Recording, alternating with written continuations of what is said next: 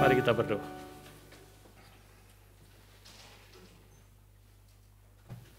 Tuhan, biarlah lagu ini sungguh-sungguh keluar dari hati kami. Kami ingin mendengar firman-Mu. Kami ingin dibentuk oleh Tuhan. Kami ingin mendengar firman yang hidup dan yang menghidupkan kami. Tuhan, tolonglah setiap kami dan berbelas kasihanlah kepada setiap kami. Sehingga ketika kami mendengar firman-Mu, firman itu bukan hanya lewat begitu saja, bukan hanya juga memberi informasi kepada pikiran dan pengetahuan kami, tetapi terlebih lagi berbicara ke dalam hati kami yang paling dalam. Dan kami boleh berespons kepada Tuhan, kepada panggilan firman-Mu, sesuai dengan kehendak-Mu. Sehingga ketika kami mendengar firman, kami boleh sungguh-sungguh mendengar perkataan Tuhan, firman-Mu, firman yang kekal, firman yang benar, firman yang kudus, firman yang memberi hidup kepada kami. Berkati setiap kami, baik hamba-Mu yang berbicara maupun setiap kami yang mendengar. Berilah anugerah-Mu, berilah firman-Mu kepada kami.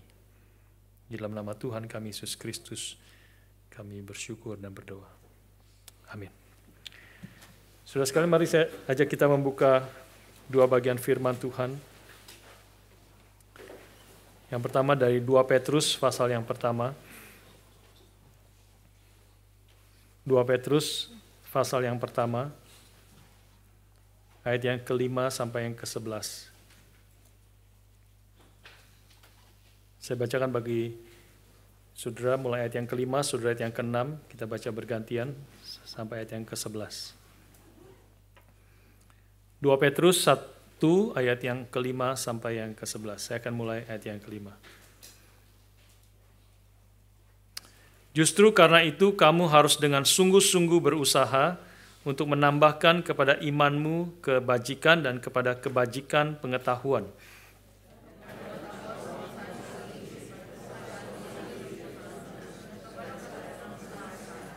Dan kepada kesalehan kasih akan saudara-saudara, dan kepada kasih akan saudara-saudara, kasih akan semua orang.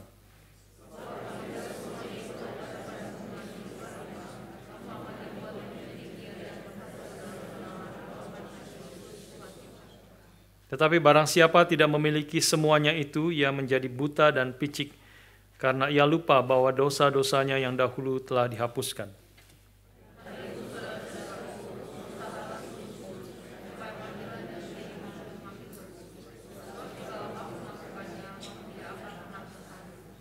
Dengan demikian kepada kamu akan dikaruniakan hak penuh untuk memasuki kerajaan kekal, yaitu kerajaan Tuhan dan Juru Selamat kita, Yesus Kristus. Bagian yang kedua kita baca bersama-sama 2 Petrus 3, masih kitab yang sama, 2 Petrus 3, dari kitab 2 Petrus tapi pasal yang ketiga, kita membaca satu ayat yang terakhir, yaitu ayat yang ke-18. 2 Petrus 3 ayat 18 kita baca bersama-sama. Tetapi bertumbuhlah dalam kasih karunia dan dalam pengertian Tuhan dan Juru Selamat kita, Yesus Kristus. Baginya kemuliaan sekarang sampai selama-lamanya. Saudara sekalian, kita hari ini masih melanjutkan khotbah tematik kita, yaitu tanda-tanda daripada gereja yang sehat. Ya, dan kita hari ini masuk ke dalam salah satu tanda gereja yang sehat, yaitu gereja yang sehat adalah gereja yang bertumbuh. Ya, gereja yang bertumbuh. Waktu berbicara tentang bertumbuh, maka saya bukan pertama-tama berbicara tentang pertumbuhan secara keuangan. Ya, uangnya makin banyak bertumbuh. Bukan bertumbuh secara gedungnya makin banyak, kita beli gedung sebelah dan seterusnya. Ya. Juga bahkan bukan berbicara tentang pertumbuhan secara jumlah, jemaatnya yang datang makin banyak. Bukan berbicara tentang hal itu, meskipun jumlah itu bisa menjadi salah satu indikasi, ya, dan menjadi merefleksikan akan pertumbuhan daripada gereja. Tapi terutama saya akan berbicara dan kita merenungkan berbicara tentang pertumbuhan secara iman daripada orang-orang Kristen. Pertumbuhan secara kasih di antara kita, kasih kepada Tuhan dan kasih kepada sesama. Berbicara tentang pertumbuhan akan pengenalan kita akan Tuhan. Bertumbuh secara karakter kita semakin mirip dengan Kristus. Dan bertumbuh akan di dalam kekudusan kita sebagai anak-anak Tuhan. Dan hari ini ada saudara-saudara kita akan dibaptis, CD, dan atestasi. Harap ini juga menjadi firman Tuhan bagi saudara sekalian.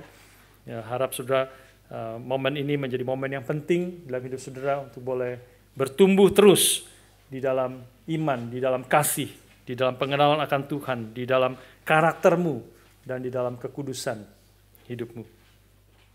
Saudara sekalian, kita tahu bahwa bertumbuh itu adalah sesuatu yang normal kepada sesuatu yang hidup. Ya, sesuatu yang hidup itu pasti dia akan bertumbuh, dia tidak akan diam. Ya, anak-anak yang sehat itu juga adalah anak-anak yang bertumbuh. Ya, kita tahu. Saudara mungkin pasti ingat, saudara yang pasti punya anak yang masih kecil, saudara pasti ingat kapan anak saudara itu mengeluarkan kata yang pertama. Saya sudah lupa mulai kapan itu ya, mungkin 10 bulan kali ya, 10, 9 bulan, 11 bulan kira-kira, atau setahun kira-kira, baru mulai bisa ngomong, papa, gitu ya, mama, ya. Itu kita pasti senang sekali, ya, itu momen sukacita bagi orang tua, ketika anaknya pertama kali bisa ngomong, papa, gitu ya, papa, ngomong, ya. Kita senang sekali, wah anak saya sudah mulai bisa ngomong, begitu ya. Tapi kalau anak itu setelah setahun kemudian hanya bisa bilang papa, ya. 2 tahun kemudian hanya bisa bilang papa, maka sukacita mulai menjadi duka cita, ya. Sukacita menjadi duka cita. Saya bukan menghina anak-anak yang memiliki special need dan sebagainya, tapi saya mau mengatakan bahwa kalau anak umur 2 tahun, 3 tahun, 4 tahun hanya bisa ngomong satu kata saja, berarti ada something wrong dengan anak itu. Ya, ada sesuatu yang salah, ada sesuatu, mungkin ada ada sesuatu yang sakit, ya, kekurangan daripada anak itu. Dia bukan anak yang sehat seperti anak-anak pada umumnya. Saudara sekalian, salah satu buku yang kita pakai tentang pertumbuhan, tanda dari pertumbuhan gereja yang tanda daripada gereja yang sehat, Mark Dever itu dia memberikan satu pengamatan. Dia mengatakan begini, di dalam gereja itu cukup banyak orang-orang yang baik, ya, nice people, good people, itu biasanya cukup banyak lah ada di dalam gereja, ya. Tapi kemudian dia mengamati bahwa ada orang-orang tertentu di dalam gereja itu yang stick out, ya. Orang-orang ini orang-orang yang terlihat sungguh-sungguh mengasihi Tuhan. Dan orang-orang ini adalah orang-orang yang hidupnya menjadi berkat yang besar bagi banyak orang. Dan herannya dia katakan bahwa orang-orang ini yang mengasihi Tuhan dan hidupnya menjadi berkat besar itu kelihatan berbeda bahkan di tengah-tengah orang-orang Kristen. Ya, dan dia wondering why. Bukankah seharusnya orang-orang Kristen itu adalah orang-orang yang mengasihi Tuhan? Bukankah orang-orang Kristen itu adalah orang-orang yang hidupnya menjadi berkat dan hidupnya sungguh memancarkan akan keindahan Tuhan? Tetapi mengapa bahkan orang-orang yang mengasihi Tuhan seperti ini kelihatan berbeda sekali dengan orang-orang pada umumnya di dalam gereja? Saudara sekalian, karena itu hari ini saya ajak kita memikirkan tentang hal ini, tentang bagaimana kita sebagai satu gereja dan kemudian sebagai juga individu-individu orang-orang Kristen yang Tuhan telah tebus khususnya, setelah percaya kepada Tuhan, menjadi gereja yang bertumbuh, menjadi orang Kristen yang bertumbuh ke arah Kristus yang adalah kepala gereja. Kitalah anggota tubuhnya, Efesus pasal 5 berkata, Efesus pasal 4 ayat 15, biarlah semua anggota tubuh itu bertumbuh bersama-sama ke arah Kristus yang adalah kepala gereja. Meski ultimately Tuhan yang bisa memberikan pertumbuhan kepada kita, tetapi kita semua sebenarnya memiliki tanggung jawab. Ya, Paulus mengatakan, aku menanam, Apolos menyiram, tetapi Tuhanlah yang memberi pertumbuhan.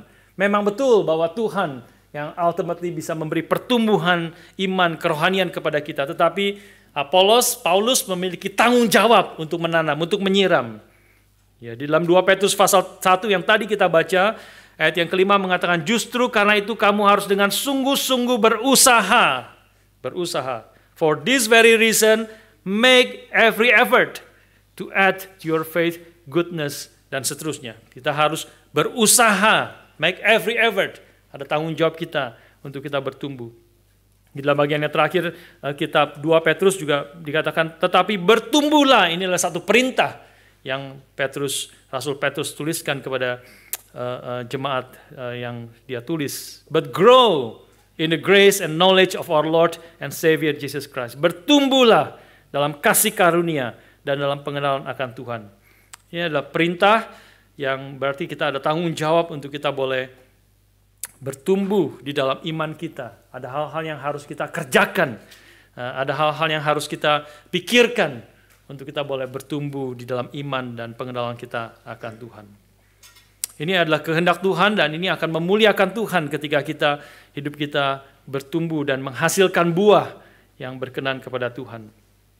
Yohanes 15, Tuhan Yesus mengatakan, di dalam hal inilah Bapa-Ku dipermuliakan, yaitu jikalau kamu berbuah banyak. Kita berbuah banyak, hidupnya berbuah, baik buah Injil, baik buah roh dalam hidup kita, kasih, sukacita, damai sejahtera, dan seterusnya, buah karakter yang semakin berkenan kepada Tuhan, maka Bapaknya Tuhan kita Yesus Kristus itu dipermuliakan ketika kita berbuah banyak. Ketika kita bertumbuh, maka juga adalah kehendak Tuhan untuk kita mengalami kesukaan yang berlimpah-limpah di dalam Dia. Ketika kita bertumbuh, kita akan bisa berkata seperti Mazmur pasal yang ke-16. Pemazmur berkata, di hadapan Tuhan ada sukacita berlimpah-limpah. Di tangan kanannya ada nikmat senantiasa. Itulah pemazmur yang mengenal Tuhan, yang sungguh rindu berada di dalam hadapan Tuhan, yang seluruh hidupnya ingin memuliakan Tuhan. Maka dia sendiri mengalami kesukaan yang berlimpah-limpah. Dan Tuhan menginginkan kita bertumbuh bukan hanya untuk memuliakan akan dirinya, tetapi juga untuk supaya setiap kita anak-anak Tuhan mengalami kesukaan hidup yang berkelimpahan di dalam Tuhan. Di hadapan Allah ada sukacita berlimpah-limpah. Ada joy to the full, joy, overflow of joy. Dan di tangan kanan Tuhan ada nikmat senantiasa, ada pleasure forevermore. Tidak ada orang yang tidak ingin sukacita dan nikmat di dalam hidupnya. Dan Tuhan inginkan itu juga di dalam hidup kita, supaya kita dengan cara kita bertumbuh, berbuah dalam hidup kita, memuliakan nama Tuhan dan bersukacita di dalam Dia. Saudara sekalian, pertanyaan yang kita akan pikirkan bersama-sama hari ini adalah, apakah saudara sekalian yang hadir di sini, apakah jemaat GRI Melbourne adalah jemaat yang bertumbuh dalam iman, bertumbuh di dalam karakter, bertumbuh di dalam pengenalan akan Tuhan, bertumbuh di dalam kasih. Apakah engkau hidupnya bertumbuh dalam iman? Melihat 1 tahun yang lalu sampai hari ini, ada perubahan nggak ya? Kalau lebih panjang lagi, 5 tahun yang lalu sampai hari ini, ada perubahan nggak? 5 tahun hidup kita. Ada yang sudah menjadi Kristen puluhan tahun. Ada pertumbuhan nggak ya? Pertumbuhan nggak? Tuhan yang besar, Tuhan yang mulia, tadi kita sudah menyanyikan, Stanley sudah memberitakan, mengajarkan melalui lagu yang kedua, bermacam-macam karakter daripada Tuhan. Engkau makin mengenal Dia nggak? Tuhan yang besar, yang agung, yang mulia, yang begitu indah. Kau makin mengenal Dia nggak? Makin mengasihi Dia? Apakah kita, saudara, bertumbuh mengenal dan mengasihi Tuhan? Saudara sekalian, saya ajak kita merenungkan bersama-sama akan melihat tanda-tanda orang Kristen yang bertumbuh. Harap ini menjadi refleksi bagi kita sekalian. Apa yang menjadi tanda? Waktu kita katakan orang Kristen itu, orang itu adalah orang Kristen yang bertumbuh. Di dalam hal apa? Apa artinya bertumbuh itu? Ya, di dalam hal apa saja kita boleh bertumbuh. Yang pertama, orang Kristen yang bertumbuh adalah dia akan semakin rendah hati. Yang pertama. Orang Kristen yang bertumbuh adalah orang Kristen yang semakin sadar bahwa dirinya adalah orang yang berdosa, semakin menyadari juga sekaligus besarnya anugerah Tuhan yang sebenarnya dia tidak layak terima. Seperti Yakub, orang Kristen itu akan berkata, sekali-kali aku tidak layak untuk menerima segala kasih dan kesetiaan yang engkau tunjukkan kepada hamba-Mu ini. Seperti Petrus yang berkata kepada Tuhan, ketika Tuhan menyatakan anugerahnya kepada dia, dia berlutut di hadapan Tuhan dan berkata, pergilah Tuhan daripadaku, karena aku orang berdosa. Saudara sekalian, ini adalah orang Kristen yang bertumbuh adalah orang yang memiliki kesadaran makin besar bahwa aku adalah orang yang miskin di hadapan Allah. Tidak ada orang yang menjadi orang Kristen yang tidak sadar dia adalah orang yang miskin di hadapan Allah. Miskin artinya bangkrut, miskin artinya tidak memiliki apa-apa, miskin adalah artinya tanpa anugerah dan belas kasihan Tuhan kita akan mati. Seperti orang miskin pada perjanjian baru pada waktu Alkitab ditulis pada waktu Tuhan Yesus mengatakan kalimat itu di khotbahnya di bukit. Miskin secara fisik juga berarti tanpa belas kasihan orang lain, tanpa orang lain memberi roti kepadanya, dia sebentar lagi akan mati. Tidak ada orang Kristen yang tidak menyadari, yang menjadi orang Kristen ketika dia tidak menyadari dia adalah orang yang miskin di hadapan Allah. Semua orang Kristen sesungguhnya kita menjadi percaya kepada Tuhan, pertama ada kesadaran itu, aku adalah orang yang miskin di hadapan Allah. Tetapi kesadaran itu harus bertumbuh. Itu bukan hanya, itu permulaan, tetapi kesadaran itu harus semakin bertumbuh di dalam iman kita, di dalam hidup kita. Paulus sendiri memberi contoh kepada kita. Dia mengatakan di dalam awal-awal tulisannya bahwa aku adalah orang yang tidak layak disebut rasul. Rasul, tidak banyak orang-orang yang disebut rasul. Aku orang yang paling tidak layak di antara para rasul karena aku adalah penganiaya jemaat Tuhan. Tapi dalam waktu kemudian, di dalam tulisannya yang kemudian, dia mengatakan aku adalah orang yang paling hina di antara orang kudus, di antara orang Kristen. Lebih besar sekarang, bukan hanya para rasul, aku orang yang tidak layak disebut rasul. Di antara orang-orang kudus, orang-orang Kristen, aku adalah orang yang paling hina. Tapi menjelang akhir hidupnya, dalam 1 Timotius, dia menulis salah satu tulisan yang terakhir, dia mengatakan, bukan hanya di antara para rasul, bukan hanya di antara orang-orang Kristen, tetapi di antara semua orang berdosa, akulah yang paling berdosa. Among all the sinners, I am the worst. Dia tidak mengatakan, I was the worst. Dulu aku penganiaya jemaat, memang aku paling jahat dulu. Tidak. Dia mengatakan, sekarang ini ketika aku semakin mengenal Tuhan, semakin menyadari besarnya anugerah Tuhan, semakin mendekat kepada Tuhan, hidupnya semakin kudus, semakin mendekat kepada terang itu. Maka dia semakin sadar bahwa hidupnya ada hal-hal yang kecil, yang dosa-dosa yang kecil, dia semakin sadar banyak cacat-cacat di dalam hidupnya. Karena itu dia sadar di antara semua orang berdosa, akulah yang paling berdosa, sehingga hidupnya makin bersandar kepada Tuhan, hidupnya makin rendah hati, hidupnya makin menyadari tanpa Tuhan aku tidak dapat berbuat apa-apa. Kita sadar saudara sekalian kalau kita rumah kita terang gitu ya, ada waktu di mana saya mengganti lampu, yang sebelumnya nggak kerasa sebenarnya burem-burem begitu. Sudah ganti lampu, lampunya jadi terang sekali. Sudah mulai sadar banyak kotor, ada kotoran banyak di karpet saudara. Ya, di karpet masih banyak kotoran. Tadinya ya kita oke-oke saja gitu. Tapi begitu terangnya terang sekali. Sadar. Banyak kotor sebenarnya. Itulah yang Paulus alami. Dia makin mendekat kepada Tuhan, dia makin sadar dosa-dosa kecil sehingga dia menjadi orang yang makin rendah hati, makin bersandar kepada Tuhan, makin minta belas kasihan Tuhan. Apakah saudara adalah orang yang bertumbuh di dalam kerohanian saudara? Tandanya adalah saudara semakin rendah hati, semakin bersandar kepada Tuhan, makin menyadari besarnya anugerah Tuhan. Yang kedua saudara sekalian, Tanda orang yang bertumbuh adalah dia semakin mengenal dan percaya dan mengasihi akan Kristus. Nah, ini kata kuncinya memang semakin ya. Tadi semakin rendah, ini semakin mengenal, semakin percaya, semakin mengasihi Kristus. Sekali lagi tentu kita, kalau kita adalah anak-anak Tuhan, orang Kristen yang sejati, kita sudah mengenal dan sudah percaya kepada Kristus. Tetapi pengenalan itu seharusnya terus bertumbuh setiap tahun.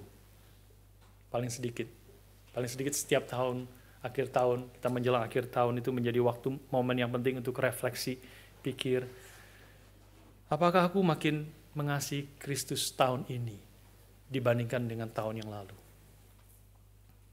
Apakah aku makin percaya dan makin mengenal Dia tahun ini dibandingkan dengan tahun yang lalu? Orang yang bertumbuh dalam kerohaniannya, dia akan semakin mengenal Kristus adalah Tuhan yang hidup. Dia menyadari Tuhan itu Tuhan yang hidup. Dia makin mengalami, makin mengenal Tuhan itu adalah Tuhan yang besar. Besar sekali. Dia adalah Tuhan yang agung, Dia adalah Tuhan yang penuh kasih, Dia adalah Tuhan yang lebih indah daripada apapun. Bukan hanya tahu, bukan hanya pengenalan secara pikiran, secara konsep, tetapi dia mengalami Tuhan itu lebih indah dari apapun. Hatinya tergerak dan menyadari Dia adalah Tuhan yang lebih berharga daripada segala apapun yang ada dalam dunia ini. Dia makin mengenal Tuhan itu adalah sahabat yang mengerti segala kesusahanku. Penolong yang turut bisa penolong yang tempat di mana kita bisa mencurahkan isi hati kita kepadanya. Makin mengenal Dia sebagai pendoa syafaat kita. Kita bertumbuh, tandanya adalah kita makin sadar berapa besar, betapa agung, berapa mulianya Dia. Satu kali di dalam bukunya Narnia, kalau tidak salah yang seri yang kedua atau ketiga, itu Lucy salah satu tokoh di buku yang ditulis oleh C.S. Lewis, Narnia itu. Dia bertemu dengan Aslan. Setelah beberapa waktu tidak bertemu, dia bertemu dengan Aslan, gambaran daripada Kristus, singa yang besar itu, yang gagah itu. Maka ketika Lucy bertemu dengan Aslan, dia berkata, "Aslan, you grow bigger. You grow bigger. You are bigger now." Lucy mengatakan. Aslan mengatakan, "Tidak, bukan saya yang menjadi lebih besar. Karena kamu sudah bertumbuh selama setahun terakhir ini." Jadi, Lucy katakan, "Kamu tidak menjadi lebih besar." Tidak, saya tetap dari dulu sampai sekarang dan akan selama-lama saya akan tetap seperti ini. Tetapi setiap kali engkau bertumbuh, engkau akan menemukan aku lebih besar. Every year you grow, you will find me bigger. Saudara sekalian, seberapa jauh kita mengenal Dia? Tidak ada yang selesai mengenal Dia. Dia adalah Tuhan pencipta segala sesuatu. Dia adalah King of Kings and Lord of Lords. Dia adalah yang disembah bukan hanya oleh manusia. Malaikat-malaikat di sorga menyembah Dia. Bahkan seluruh alam semesta pada akhirnya akan menyembah Dia. Semua lutut akan bertelut, semua lidah akan mengaku Yesus adalah Tuhan. Apakah kita makin mengenal Dia di dalam setahun terakhir ini? Waktu kita stuck, kita mulai bosan, kita seperti kita tidak tahu lagi apa yang kita perlu kenal dengan Dia. Seperti kita sudah tahu semuanya.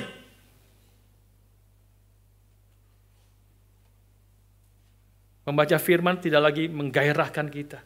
Mendengar khotbah sekali membosankan, seperti aku sudah tahu semuanya. Itu artinya kau tidak bertumbuh kalau kau rasa kau sudah tahu semuanya. Artinya kau stuck. Karena Tuhan jauh lebih besar dari apapun. Every year we grow, we will find Him bigger. We will find Him more wonderful. We will find Him more beautiful. Apakah kita sudah makin mengenal Dia, percaya kepada Dia, dan makin mengasihi Dia? Inilah tanda yang kedua, tanda orang-orang yang bertumbuh kerohaniannya. Yang ketiga, saudara sekalian, tanda orang yang bertumbuh adalah hidup dan karakternya itu semakin kudus. Hidup dan karakternya semakin kudus. Dia akan semakin mengalami kemenangan atas dosa yang menggodanya. Dia tidak terus-menerus berkubang di dalam dosa seperti babi berkubang di dalam lumpur. Dia tidak terus-menerus di situ. Dia bisa jatuh, tapi dia bangkit lagi. Dan dia mulai menang. Hidupnya makin berkenan kepada Tuhan. Dia tidak puas dengan keberhasilan dan kemenangan masa lalu. Ya, kita ada pernah berhasil. Pasti ada kemenangan-kemenangan. Kalau kita tidak pernah menang, kita selalu gagal. Tanda tanya besar apakah kita sebenarnya anak Tuhan, percaya kepada Tuhan. Saya percaya anak-anak Tuhan kita semua pernah mengalami kemenangan-kemenangan. Tentu waktu kita percaya itu kemenangan pertama yang dahsyat. Tuhan membebaskan kita dari dosa. Saya teringat waktu pertama kali saya bertobat, percaya kepada Tuhan. Perubahan dahsyat. Ada kerinduan untuk meninggalkan dosa. Ada kerinduan untuk makin membaca firman, mengenal akan Tuhan. Pergi kemana-mana ikut mendengar khotbah. Belum ada YouTube, belum ada handphone pada waktu itu. Pergi ikutin pendeta yang berkhotbah di mana-mana. Ada perubahan itu. Tapi kemudian ada satu kerinduan makin mau. Salah satu waktu itu saya masih kelas 6 SD tetapi sudah terlibat di dalam perjudian. Berjudi sama teman-teman kecil-kecilan gitu ya. Kecil-kecilan tapi bukan kecil buat kita untuk anak 6 SD enggak kecil. Semua tabungan itu dipecahin untuk berjudi. Gitu ya. Berjudi di rumah gitu ya, di rumah main apa namanya? Kartu remi dan sebagainya. Main capsa. Sudah tahu. Kelas 6 SD Saudara sekalian. Kelas 6 SD. Terus ya udah mau bertobat, tidak mau lagi bertobat, meninggalkan dosa ini. Ya ingat sekali, tapi terus kemudian sempat jatuh lagi diajak. Ya teman-teman semua nanti ini yang terakhir juga penting ini. Kamu udah jadi Kristen ya, nggak mau main lagi sama kita ya? Nggak usah main judi lah, ngumpul-ngumpul aja, kita ngumpul-ngumpul aja. Kamu liatin aja kita main judi, kamu ngumpul saja, kamu duduk situ aja. Pinter ya, pinter orang berdosa tuh pinter. Ya, oke, temen good friends, best friends, ya, temen, hopeng, ya, udah duduk situ 5 menit, habis gitu ikut main lagi, Bertumbuh, tapi kita perlu bertumbuh, lalu mulai sadar, nggak bisa bermain-main dengan dosa seperti demikian. Harus hidup dan karakternya semakin kudus, semakin berkenan kepada Tuhan. Kita lebih memperhatikan orang yang bertumbuh imannya, lebih memperhatikan dan menjaga perkataannya. Tidak sembarangan mengatakan kalimat-kalimat yang mungkin bisa menyakiti orang lain. Makin memperhatikan akan perbuatannya. Apakah perbuatanku ini memuliakan Tuhan, berkenan kepada Tuhan. Makin juga menjaga emosinya, perasaannya, respons hatinya, supaya lebih berkenan kepada Tuhan. Orang yang bertumbuh kerohaniannya, hidup dan karakternya itu semakin kudus. Yang keempat, saudara-saudara. Orang yang bertumbuh adalah dia akan semakin suka dan ingin terhadap hal-hal rohani. Dia semakin suka dan keinginan besar terhadap hal-hal rohani. Dia tidak menjadi orang yang aneh, yang tidak peduli tentang makanan, tentang pakaian, tentang keadaan rumah, tentang keuangan. Bukan, dia tidak peduli itu semua, dia memperhatikan itu juga. Tetapi dia semakin menyadari bahwa hal-hal itu bukanlah yang utama di dalam hidupnya. Hatinya semakin tidak tertarik kepada hal-hal seperti entertainment dunia, seperti kemewahan hidup, dan segala hal yang dikejar oleh dunia. Hatinya itu semakin tidak tertarik. Dia semakin suka, hatinya itu semakin suka dan ingin terhadap hal-hal rohani yang berkenan kepada Tuhan. Dia semakin tertarik kepada hal-hal yang bernilai kekal. Dia semakin tertarik kepada percakapan-percakapan yang membangun akan kerohanian seseorang. Dia hatinya bersemangat di dalam pelayanan-pelayanan yang membentuk karakter dia dan membentuk karakter orang lain menjadi berkat kepada orang lain. Hatinya semangatnya untuk itu. Semakin tertarik tentang hal-hal itu. Bukan semakin suka mencari makanan-makanan yang paling enak di dalam dunia ini. Bukan semakin suka semua bicara tentang mobil, tentang rumah, tentang investasi. That is fine, bicara tentang itu bukan hal yang berdosa. Tetapi itu bukan hal yang menjadi hatinya ingin terus-menerus ke situ. Hatinya semakin suka dan ingin terhadap hal-hal yang berkenan kepada Tuhan, yang hal-hal yang bernilai kekal. Itu tanda orang yang bertumbuh di dalam kerohanian. Kelima, saudara sekalian, dia semakin mengasihi orang lain. Khususnya di sini bicara tentang saudara seiman. Orang yang bertumbuh imannya, dia semakin hidupnya mengasihi akan orang lain.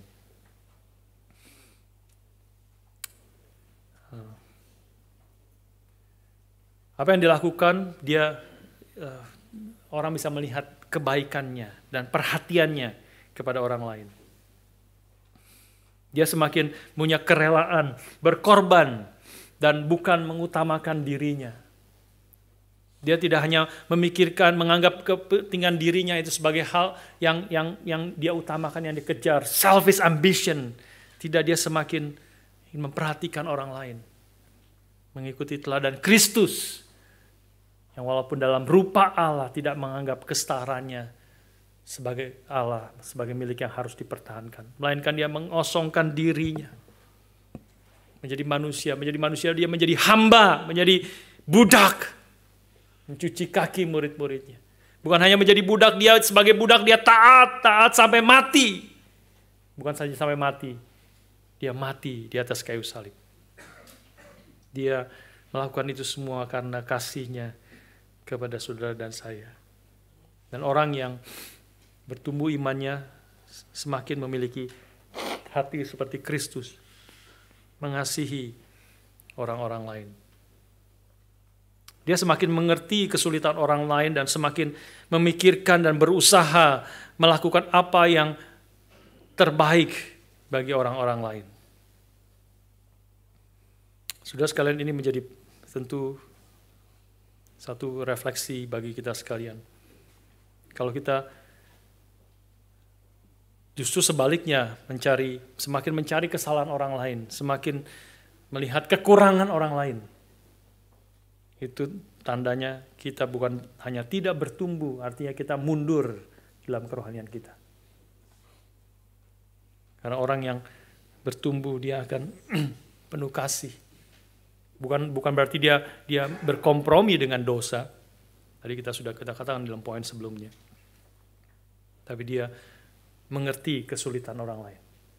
Dia peduli, dia berdoa bagi orang lain.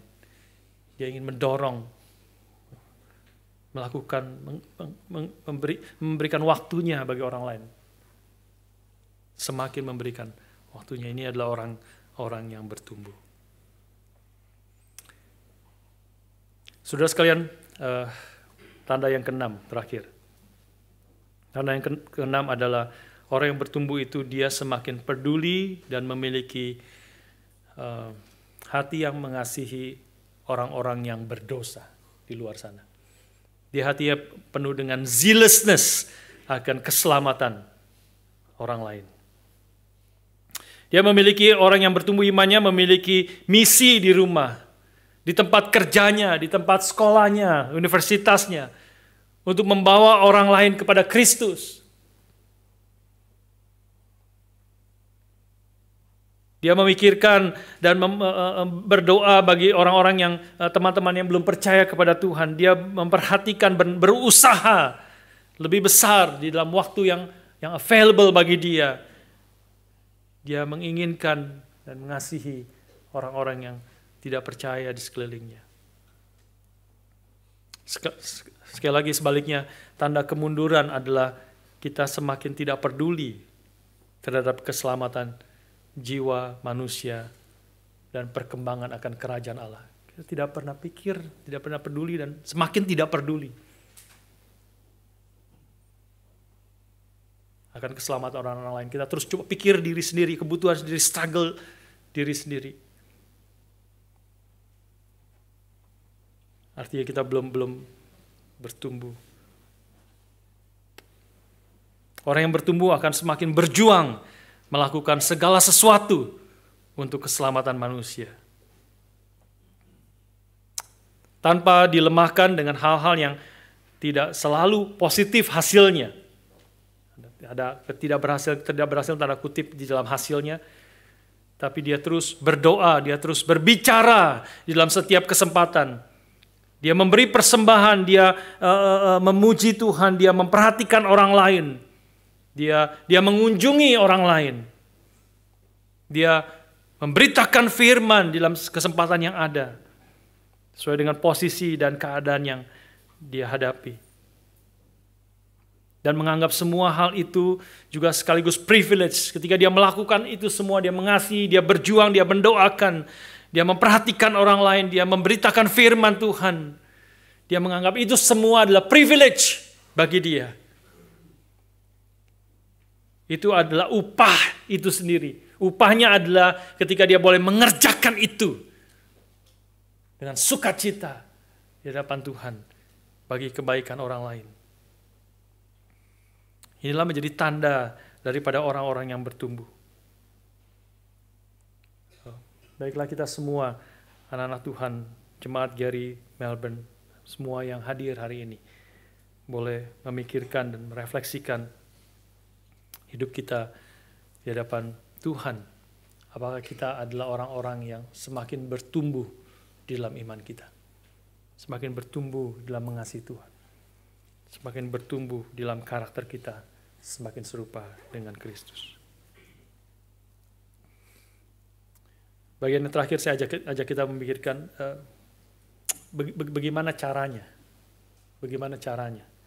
kita bertumbuh, dan Tuhan memberikan kepada kita tanda-tanda ini, dan kemudian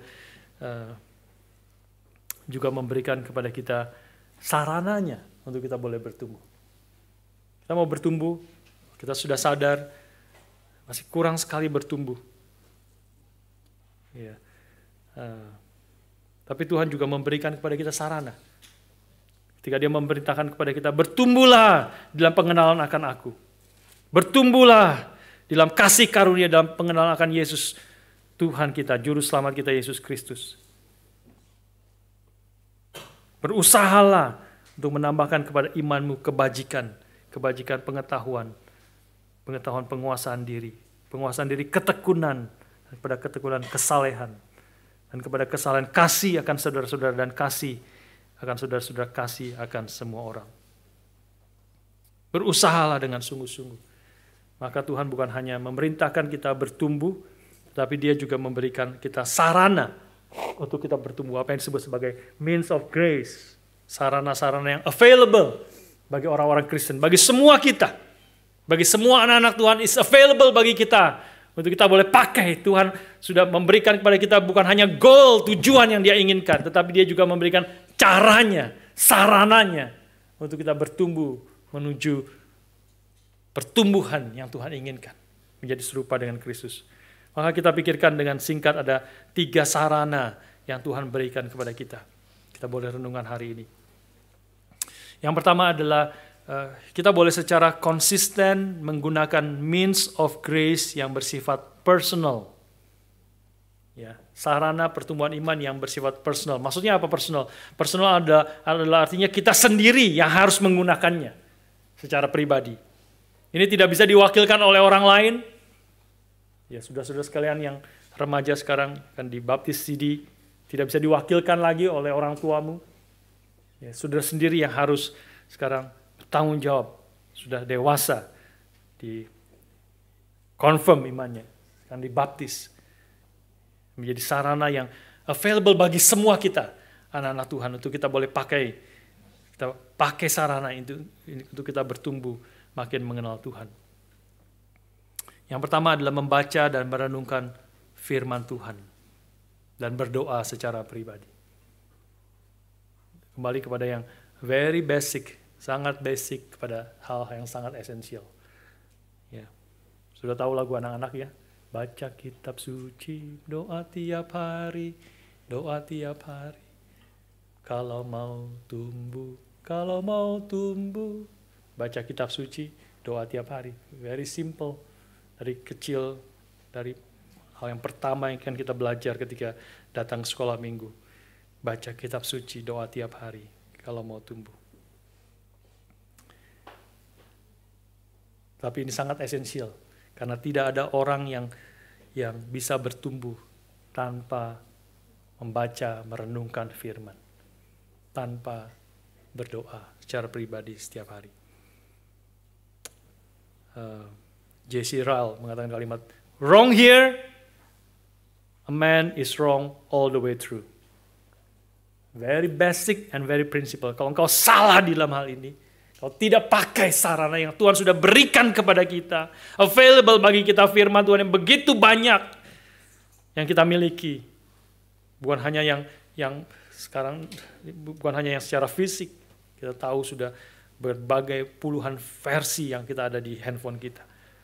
Baca kitab suci, renungkan firman itu.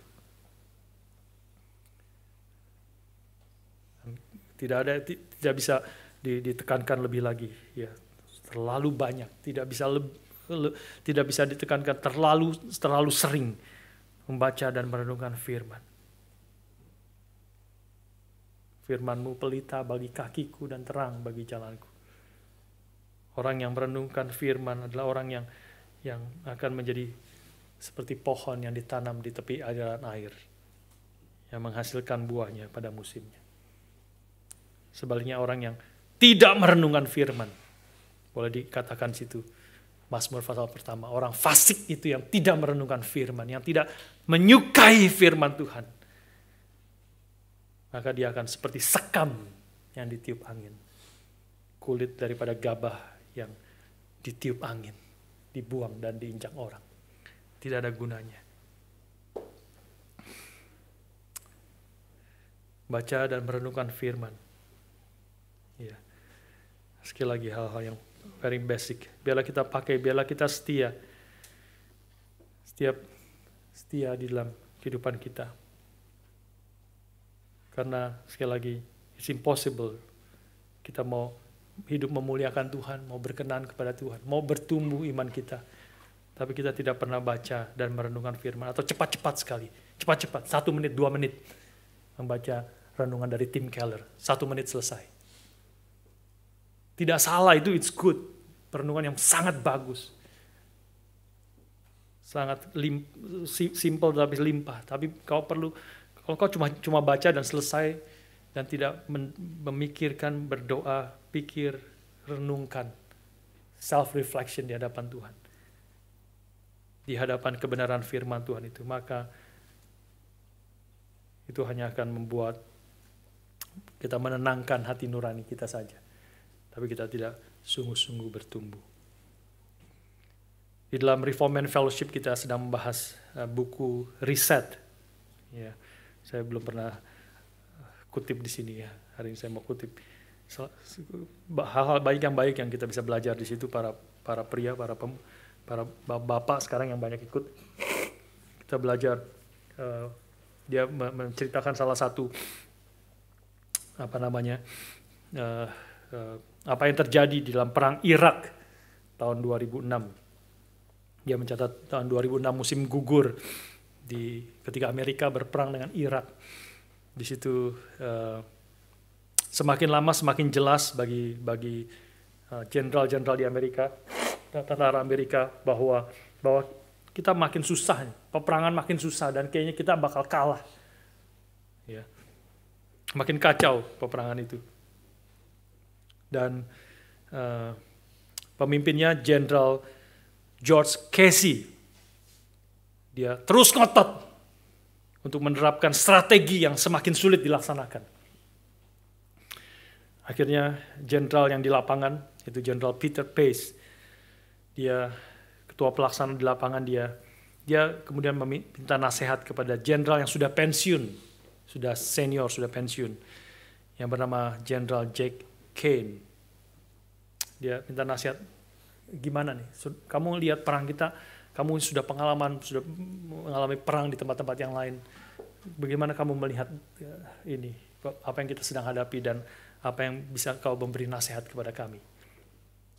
Maka Jack Kane ini secara terus terang dia mengatakan, saya melihat apa yang kau kerjakan, semua tentara yang kerjakan di sini, saya terus terang akan memberi rapot merah kepada kalian. Wah, tertekan si Peter Pace ini. Lalu, what should we do? What should we do? Maka Jenderal Senior Jack Kane ini mengatakan, beritahu kepada Jenderal Casey untuk mengurangi beban kerjanya dan take time off every day. Ada waktu-waktu yang dia harus ambil kosong setiap hari. Kenapa? Karena dia selalu 24/7 selama beberapa tahun. Tidak ada waktu untuk istirahat, tidak ada waktu untuk memulihkan dan menyegarkan hidupnya, tidak ada waktu untuk recharge and nurture his life. Seluruh hidupnya selama bertahun-tahun 24/7 itu sepenuhnya tenggelam dalam satu hal ini. Perang. Perang di Irak. Maka dia perlu ambil waktu untuk off. Dan dia mengatakan, kesimpulan dari buku itu mengatakan, fresh, clear thinking was possible only if the generals have time away from the decks, time to nurture their lives. Ya, pikiran yang segar, yang jelas, hanya bisa didapat ketika jenderal-jenderal itu ada waktu untuk mundur dari segala kesibukan itu, ada waktu untuk menyegarkan, memulihkan akan hidupnya, nurture their lives. Bagi saya hari ini saya ajak kita untuk pikir, untuk ada waktu kita mengambil waktu teduh, pikir, membaca firman, merenungkan firman Tuhan. Kita kadang-kadang pikir ini habisin waktu. Begitu banyak hal yang harus saya kerjakan. Begitu sibuk hidup ini. Saya tidak ada waktu untuk mengerjakan hal yang penting yang harus kita kerjakan. Dan hal yang pertama akan kita buang adalah doa. Hal yang pertama akan kita buang adalah membaca firman. Saudara lupa justru disitulah kuncinya. Jika tidak ada waktu untuk engkau duduk diam, merenungkan hidupmu di hadapan Tuhan, membaca firman yang kekal. Firman yang dari Tuhan berikan kepada kita, untuk kita. Makanan rohani kita. Memberi terang bagi jalan kita. Tanpa firman Tuhan artinya kita akan tersesat. Kita akan tidak tahu apa yang kita kerjakan sebenarnya. Tuhan sudah memberikan sarana ini. Berikan firman-Nya bagi kita. Untuk kita baca, renungkan. Bersekutu dengan Tuhan. Membuka diri kita. Itu justru memberi arah kembali kepada hidup kita. Memberi arah kembali kita untuk boleh bertumbuh sesuai dengan kehendak Tuhan. Sehingga kita tidak seperti orang dunia ini berpikir, whoever has the most toys when he dies, he wins. Semakin banyak, mati. Menang, kamu menang. Kemarin saya sempat di Pemuda sharing tentang, dulu pernah bicara juga kepada saudara seorang ahli bedah plastik di Singapura yang namanya Richard Teo, Dr. Richard Teo. Saudara nanti kalau belum tahu silakan baca, kesaksian yang sangat bagus. Doktor ahli plastic surgeon Richard Teo. Orang yang muda, kaya, ganteng, ya, dia operasi plastic surgeon ya, ya, mancungin hidung, matanya diblow-in, buah dadanya diperbesar orang, ya, bibirnya dibikin doer. Wah, itu semua dia dapat uang banyak sekali. Banyak sekali.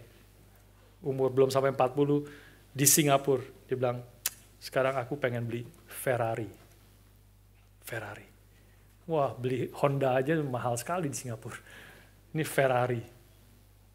Beli Ferrari, rumahnya besar, banyak cewek-cewek, perempuan-perempuan sangat. Dia bisa gonta-ganti.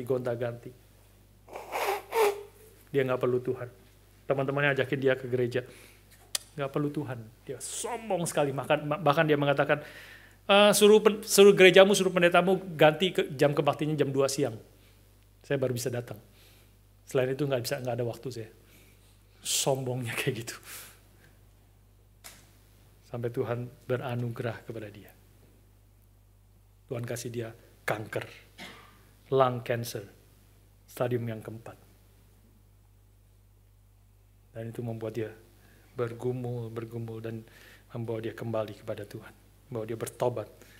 Percaya kepada Tuhan. Dan dia mengatakan setelah dia bertobat, saya tahu ini adalah dari Tuhan. Saya tahu ini adalah Tuhan yang mengizinkan ini. Saya dapat lung cancer stadium 4 yang sudah tidak ada lagi pengharapan. Kalau stadium 1, stadium 2 saya surgeon. Saya tahu segala sesuatu. Stadium 1, stadium 2 saya akan berobat, cari obat yang dokter yang paling terkenal di seluruh dunia, saya akan gampang bisa sembuh. Stadium 1, stadium 2 itu. Tapi udah stadium 4 sudah menyebar semuanya. Tidak ada lagi yang dia bisa lakukan. Dia tahu tidak ada lagi yang bisa dia lakukan. Waktunya tinggal sedikit, mungkin hanya beberapa bulan saja dia hidupnya. Dia tahu itu adalah dari Tuhan yang membawa dia. Hanya stadium 4 lung cancer yang boleh membawa dia datang dan berseru kepada Tuhan dan minta belas kasihan Tuhan. Sudah meninggal sekarang. Tapi tubuhnya mati, jiwanya boleh diselamatkan. Saudara sekalian, inilah sarana yang Tuhan berikan kepada kita. Baca kitab suci, merenungkan firman. Harap sudah sering dengar hal ini, bukan? Kita sudah tahu sekali ini hal yang paling kecil yang pertama sekolah minggu kita belajar. Harap saudara bukan hanya tergerak sekali 2 kali dan membuat saudara baca firman seminggu 2 minggu. Tapi setiap hari merenungkan firman Tuhan siang dan malam. Orang benar itu adalah yang kesukaannya adalah Taurat Tuhan atau firman Tuhan. Dan yang merenungkan Taurat itu siang dan malam. Artinya dia secara rutin, firman Tuhan itu menjadi fokus, mengarahkan seluruh hidupnya, membentuk cara pikirnya, membentuk perasaannya, membantu seluruh tindakannya, perkataannya. Dan dia bersekutu dengan Tuhan. Berdoa, mohon belas kasihan kekuatan Tuhan. Kedua, means of grace yang Tuhan berikan juga bukan hanya bersifat private, tapi juga bersifat public. Means of grace yang bersifat public. Bagian daripada gereja Tuhan. Ibadah minggu yang Tuhan sediakan bagi kita. This is means of grace. Di mana kita boleh bersama-sama umat Tuhan, memuji Tuhan, mendengar firman, sekali lagi mendengar firman di situ. Khususnya khotbah eksposisi, kita sudah bahas itu salah satu tanda daripada gereja yang sehat. Khotbah eksposisi yang dengan setia memberitakan makanan rohani yang kita butuhkan untuk bertumbuh. Harus dilakukan bersama-sama dalam konteks. Tidak bisa sekali lagi hanya secara online. Online mungkin bisa dilakukan di dalam waktu-waktu emergensi saja. Waktu-waktu emergensi. Tapi dalam keadaan sudah normal, biarlah kita kembali datang beribadah kepada Tuhan. Beribadah. Menyadari Tuhan itu yang hidup, Tuhan yang besar. Tuhan menyatakan anugerahnya, Tuhan menyatakan kasihnya. Tuhan memberikan firman-Nya kepada kita. Inilah sarana yang Tuhan berikan. Kita juga dalam sakramen-sakramen yang kita lakukan. Tuhan menyegarkan, memberi kekuatan. Injil yang bukan hanya kita dengar, tapi kita juga cicipi, kita makan, kita rasakan, kita lihat. Yang boleh mempertumbuhkan iman kita. Orang-orang Puritan itu dia sangat mementingkan khotbah. Dan dia ada seorang yang mengatakan, orang Puritan itu menganggap mengatakan bahwa Allah itu punya library yang sangat banyak bukunya, hampir tak terhitung. Ya, Allah, Roh Kudus itu punya library, punya perpustakaan yang seluruh dunia milik dia. Dia menyatakan dirinya. Tapi ada Allah Roh Kudus itu punya 66 buku yang paling istimewa, yang dia hanya berikan kepada orang-orang pilihannya. Inilah kitab, 66 kitab. Kitab buku yang istimewa. The special grace of God. Saving grace of God. The special revelation yang Tuhan berikan kepada umatnya. Biarlah kita dengan sungguh-sungguh mendengar khotbah, dengan hati yang siap setiap minggu. Kita berdoa untuk menerima firman itu. Bila kita berdoa supaya kita memiliki hati yang percaya, mengasihi firman Tuhan yang dikhotbahkan dan boleh meng-apply di dalam kehidupan kita sehari-hari. Terakhir, saudara sekalian, sarana yang Tuhan berikan juga biarlah yang kita perlu berhati-hati adalah dengan teman-teman persahabatan yang kita bentuk, khususnya bagi para orang saudara-saudara kita, adik-adik, anak-anak kita. Lebih muda, banyak yang masih lebih muda dari anak-anak saya yang akan dibaptis CD atestasi hari ini. Bertemanlah dengan orang-orang yang berani menegur kesalahan kamu.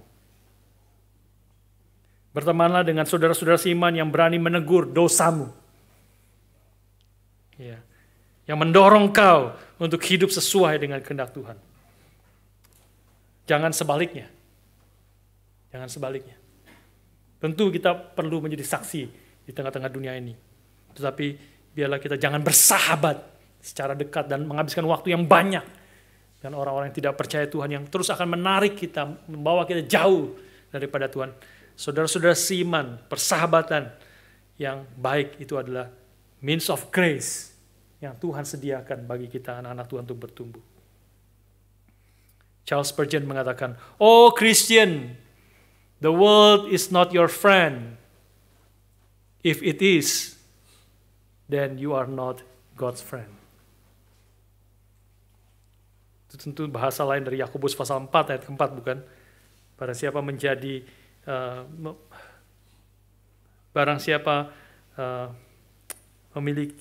memilih menjadi sahabat dunia, dia menjadikan dirinya musuh daripada Allah. Biarlah kita tidak bersahabat dengan dunia, tapi kita memakai dan mengasihi saudara-saudara seiman dan bertumbuh bersama-sama. Dan itulah sarana yang Tuhan pakai, berikan kepada kita untuk kita bertumbuh dalam iman dan mengasihi Tuhan.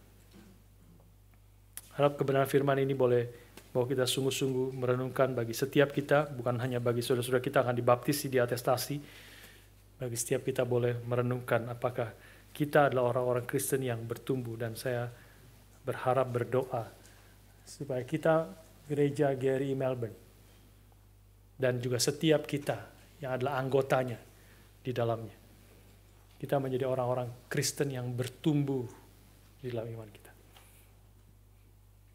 Masih ada berapa bulan tahun ini, biarlah kita boleh pikir, berjuang, sehingga di akhir tahun nanti kita boleh refleksi.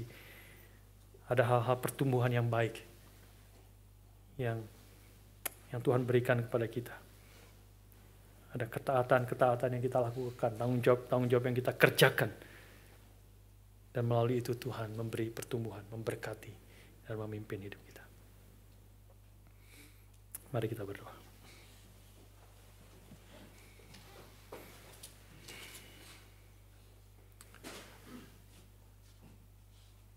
Bapa, terima kasih. Bapa, terima kasih.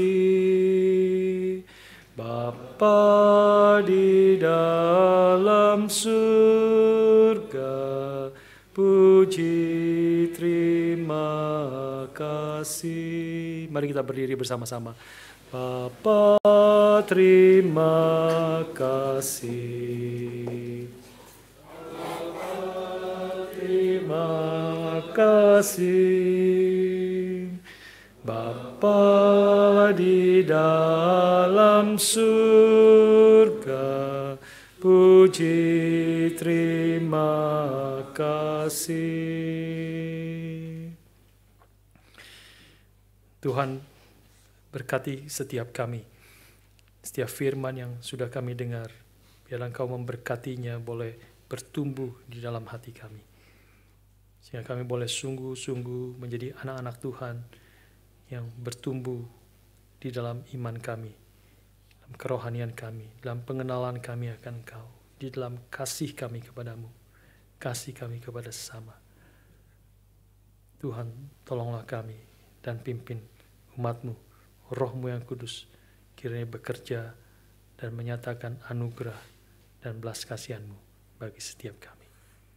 Kami bersyukur dan berdoa dalam nama anak-Mu yang tunggal, Tuhan kami, Yesus Kristus. Amin.